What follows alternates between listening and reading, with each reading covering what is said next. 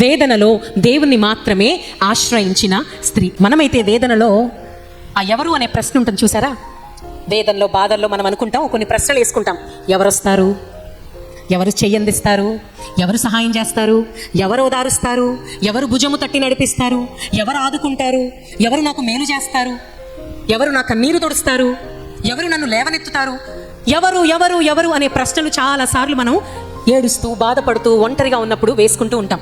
బహుశా లేయా కూడా తన జీవిత ప్రయాణ ప్రారంభములో, వైవాహిక జీవితంలో తన ప్రారంభ ఆ దినములలో, నా భర్త విడిచిపెట్టాడు, ఎవరు నన్ను ఆదరిస్తారు, నా తండ్రి విడిచిపెట్టాడు, ఎవరు నన్ను ప్రేమిస్తారు, ఎవరు నన్ను ఆదుకుంటారు, నా బాధను ఎవరు తీరుస్తారు, ఎవరు ఎవరు ఎవరు అని ఎన్నో ప్రశ్నలు వేసుకొని ఉంటుంది.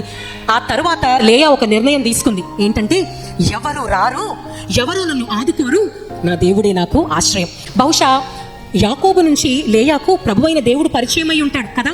ఎందుకంటే లాబాను విగ్రహారాధికుడు, అన్యుల దేశంలో ఉండినవాడు కనుక లేయాకు గాని రాహేలుకు గాని లాబానుకు గాని నిజమైన దేవుడు ఎవరో తెలియదు.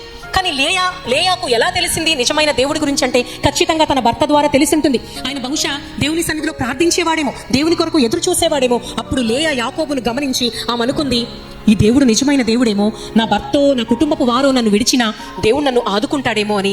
ఎవరు అనే ప్రశ్నను ప్రక్కన పెట్టి, దేవా నీవే ఆమె అనుకుంది. దేవా నీవే ఆమె అనుకుంది. దేవుడు చూస్తాడు అనుకుంది. అలా అనుకోగానే మొట్టమొదటి బిడ్డ పుట్టాడు. ఏమనుకుందండి? దేవుడు చూస్తాడు అనుకుంది.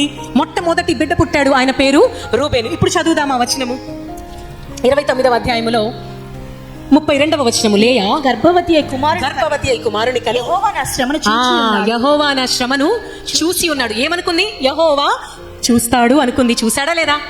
వెంటనే పేరు పెట్టేసిందండి. యెహోవా నా శ్రమను చూశాడు అని ఏమని పేరు పెట్టింది?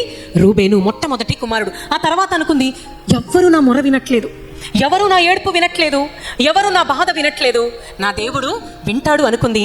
దేవుడు విన్నాడు, రెండవ కుమారుని ఇచ్చాడు. చదువమ్మా అది కూడా. ఆమె మరలా గర్భవతి అయి కుమారుని కని నేను ద్వేషింపబడితినన్న సంగతి యెహోవా విన్నాడు గనక ఇతని కూడా నాకు దయచేసి అనుకుని షిమ్యోను అని పేరు పెట్టాను.